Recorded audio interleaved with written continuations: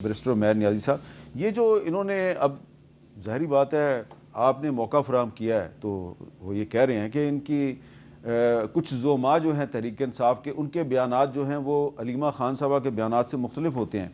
ये जो तहरीक इंसाफ की जो अंदरूनी इख्तलाफात हैं जो कि अब लड़ाई बनते जा रहे हैं उसमें अब जुनैद अकबर साहब ने भी छलांग लगा दी है जो कि सूबाई सदर हैं खैबर पख्तूनख्वा के। वो कह रहे हैं जी जब अली अमीन साहब चीफ मिनिस्टर थे तो DI खान में तालिबान नज़र आते थे, अब सुहेल अफरीदी साहब चीफ मिनिस्टर बन गए हैं तो खैबर में तालिबान नज़र आ जाते हैं। कहीं तालिबान की ये मौजूदगी फरमाइशी तो नहीं ताकि मुंतखब चीफ मिनिस्टर को डिसक्रेडिट किया जा सके। ये अब बात किधर से किधर ले जा रहे हैं ये, तो क्या चीफ मिनिस्टर जो है वो अपने आप को डिसक्रेडिट होने से बचाने के लिए सूबाई सदर के इस एक्स पर स्टेटमेंट के बाद खैबर में, यानी कि खैबर जो उनका अपना डिस्ट्रिक्ट है, वो गिरफ्तार कर लें इन लोगों को? गिरफ्तार क्यों नहीं करता? देखिए अभी जिस स्टेटमेंट में आपने जिक्र किया है, मुझे अभी इसके बैकग्राउंड का तो पता नहीं, मगर ये फरमाइशी जो लफ्ज़ लिखा है शायद ये दूसरे सेंस में भी तो हो सकता है कि जी एस्टेब्लिशमेंट के एंड वो रेफ़र कर रहे हों कि जी वहाँ से कराई जा रही हो कि CM को इन प्लेस रखने के लिए, उस पर प्रेशर डालने के लिए। लेकिन इस्टेब्लिशमेंट पे तो रोज़ाना हमले कर रही है ये TTP।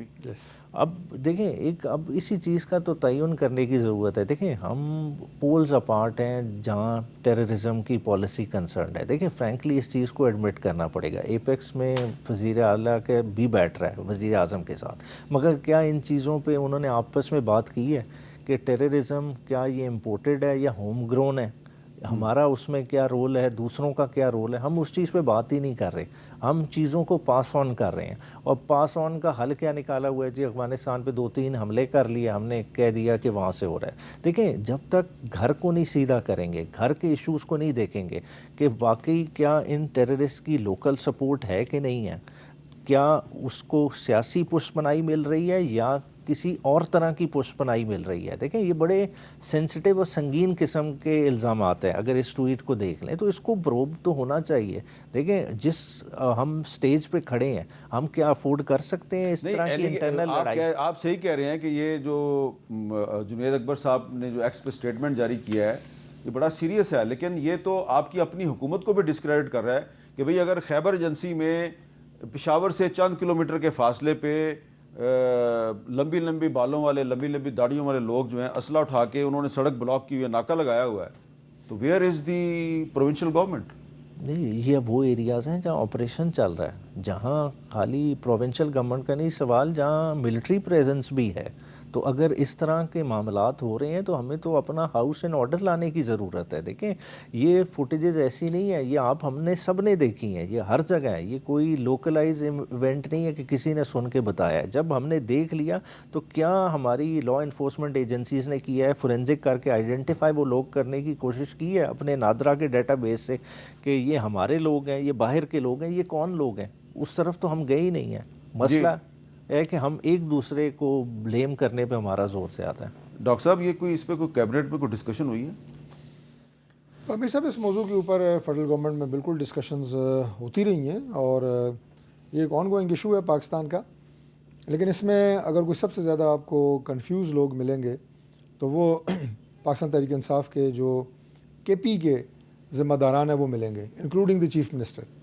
और इनके हमेशा आपको मुतज़ाद बयानात जो है वो KP से नज़र आएंगे। और उनकी गवर्नमेंट जो है, देखें कभी वो कहते हैं जी कि हम ऑपरेशन नहीं होने देंगे, कभी वो कहते हैं जी कि हमारी पुलिस ऑपरेशन करेगी, कभी वो कहते हैं जी कि हम बातचीत के ज़रिए तालिबान से मसले को हल करना चाहते हैं। ये 3 इनकी मोटे स्टैंड्स हैं। बाकी तो और कई बयानात ये देते रहे हैं। अब अगर पुलिस बकौल मौजूदा CM के टेररिज्म से लड़ सकती है और हम पुलिस के ज़रिए लड़ेंगे जो उन्होंने चैलेंज किया था, तो ये तो उनके अपने ज़िले के अंदर इनकी प्रेजेंस मौजूद है और उनके अपने सूबाई सदर कह रहे हैं तो आप लड़ें, आप इनको इनकाउंटर करें। जो आपने सवाल किया कि क्यों नहीं पुलिस उनसे पूछ रही, सूबाई गवर्नमेंट किधर सोई हुई है, बातचीत करना चाहते हैं करें। आपके अपना जो हल्का इंतखाब है वहाँ पर अगर तालिबान की प्रेजेंस मौजूद है, फुटेजेस मौजूद हैं, जो तरीके 3 आपने अपनाए हुए हैं वो करें आप। अब जब ये आप फुटेजेस आती हैं आप कह दीजिए इस्टेब्लिशमेंट क्या कर रही है। मैं आपको बताता हूँ इस्टेब्लिशमेंट क्या कर रही है। जब से तालिबान गवर्नमेंट आई है 2021 से लेकर आज तक 8,200 शातें हो चुकी हैं हमारे KP में, जिसमें हमारे सिविल हैं और ज़्यादा हमारे आर्म्ड फोर्सेस और हमारे लॉ इन्फोर्सिंग एजेंसीज़ के लोग हैं। ये कर रही है इस्टेब्लिशमेंट, कुर्बानियाँ दे रही है। KP में मतलब दहशतगर्दी से बचाने के लिए और पूरे मुल्क में इस लहर को फैलने से वो तो अपनी जानें दे रहे हैं। और उसके बावजूद जब आपसे कहा जाता है जनाब के यहाँ पे टेररिस्ट हैं और हम उनके खिलाफ ऑपरेशन आप भी कुछ लें, आप एक सवालिया निशान लगाते हैं कि जी ये क्या है, ये किधर से है, इस पर बात होनी चाहिए, किधर से आई है। तो ये बड़ी ज़्यादती की बात है। होना क्या चाहिए, इस पर यकसुई की ज़रूरत है। जो केपी गवर्नमेंट है इसे इस्टेब्लिशमेंट नहीं, फेडरल गवर्नमेंट की दोनों की पॉलिसी के साथ खड़े होने की ज़रूरत है, ताकि यहाँ पे देरपा अमन के क़याम के लिए जो कोशिशें हो रही हैं उसे बुरुएकार और फ्रूटफुल बनाया जा सके। और आखिरी बात मैं आप अर्ज़ करता हूँ कि ये अफ़गानिस्तान के साथ जो हमारी चीज़ हुई है अभी, उनके साथ जो हमारी इस वक्त बॉर्डर के ऊपर पहले झड़पें हुई और उसके बाद जो अफ़गानिस्तान के अंदर इनके ठिकाने थे उन्हें जो है वो निशाना बनाया गया पाकिस्तान की अफवाज की तरफ से, ये कार्रवाई ज़रूरी थी। उसकी वजह यह है कि उन्हें बारहा मरतबा हम दरख्वास्त कर चुके हैं कि आपकी तरफ से दरअंदाजी हो रही है, तश्कीलें आ रही हैं, लेकिन मुज़ाकरात भी हुए दोहा में, आपको पता है सारा पूरी कौम जानती है, तुर्किया में, लेकिन वो किसी तरह की भी गारंटी और एश्योरेंस देने के लिए तैयार नहीं है। तो लिहाजा हम यहाँ पे इतनी लाशें उठा चुके हैं, इतनी यहाँ पे जो है मासूम लोगों की शहादतें हो चुकी हैं, सिक्योरिटी फोर्सेस की शहादतें हो चुकी हैं। तो मेरा ख्याल है कि एक दफ़ा ये सिर्फ दहशतगर्दों के महफूज ठिकानों को तबाह करना ज़रूरी है, बाकी अगर वो बातचीत करेंगे तो हम हाजिर हैं। आपकी इजाज़त से, क्योंकि मैंने पहले आपकी पार्टी के अंदरूनी इख्तिलाफात की बात की है, अब ज़रा मैं हुकूमत के अंदर के इख्तिलाफात की भी बात कर लूँ। तो डॉक्टर साहब आपको मुबारक हो कि निहाल हाशमी साहब आपके बड़े अच्छे दोस्त हैं, उनको गवर्नर सिंध बना दिया गया है। लेकिन इस पर आपकी जो एक इत्तेहादी है जमात जो कि काबीना में भी मौजूद है, उसके एक रहनुमा फैसल सब्जवारी साहब क्या कह रहे हैं, ज़रा सुने जी। आपको गवर्नर तैनात करने का फैसला हुआ है, तो एमक्यूएम को इस पर ऑन बोर्ड लिया गया है इस फैसले पर? देखिए अभी खबर आई है कि शायद उनकी कोई समरी जा रही है और गई है। मेरी डॉक्टर खालिद मकबूल सिद्दीकी साहब से अभी बात हुई कुछ देर पहले। सो नहीं, इस वक्त हमें तो ऑन बोर्ड नहीं लिया गया। और बहरहाल अब देखते हैं कि क्या वज़ीर आज़म ने फ़ैसला किया है, क्यों कर खालिद मकबूल सिद्दीकी साहब को नहीं लिया गया कॉन्फिडेंस में एमक्यूएम को। तो इस पर हम सोचेंगे, बात भी करेंगे पीएमएलएन से।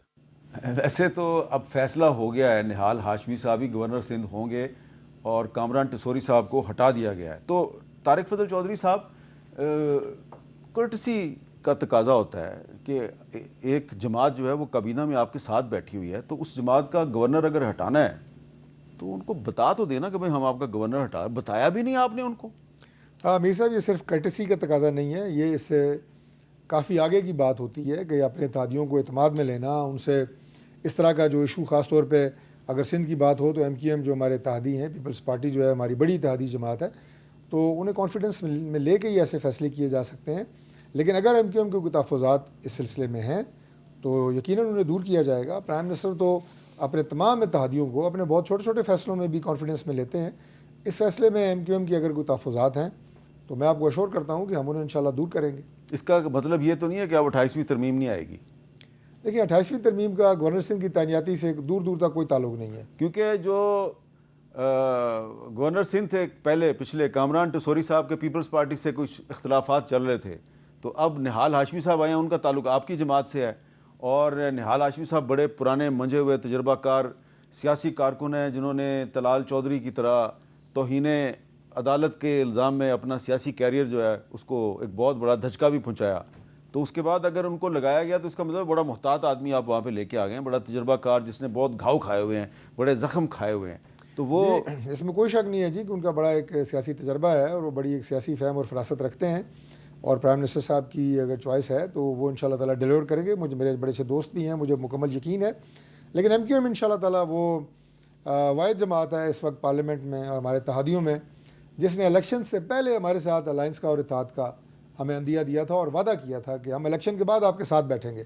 तो लिहाजा उनके साथ हमारा जो बॉन्ड है वो अटूट बॉन्ड है। पिछले 30-35 साल की अगर आप सियासी तारीख निकाल के देखें तो एमक्यूएम ने इस तरह के वादे वईद, इस तरह के मुआहदे तकरीबन हर बड़ी जमात के साथ किए हैं और हर हुकूमत में वो किसी ना किसी तरीके से डायरेक्टली इनडायरेक्टली शामिल भी रहती है। मेरा ख्याल है एक ब्रेक ले लें।